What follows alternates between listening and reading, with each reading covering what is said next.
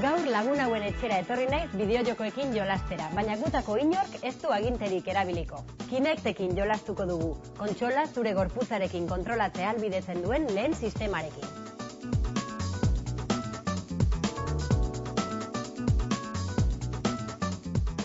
Sentsorez betetako barra bat da eta Xbox 360 kontsolari konektatzen zaio.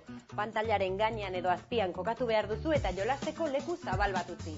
Zure presentzia detekta dezan, eskuarekin agurtu baino ez duzu egin behar.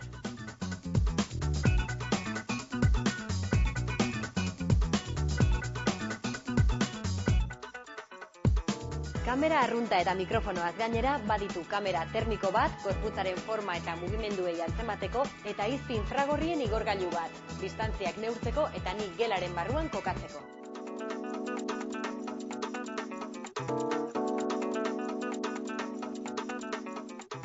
Informazio horrekin guztiarekin, sistemak 48 puntuko eskema digital bat sortzen du eta nire mugimenduak jokoan barneratu ditzake.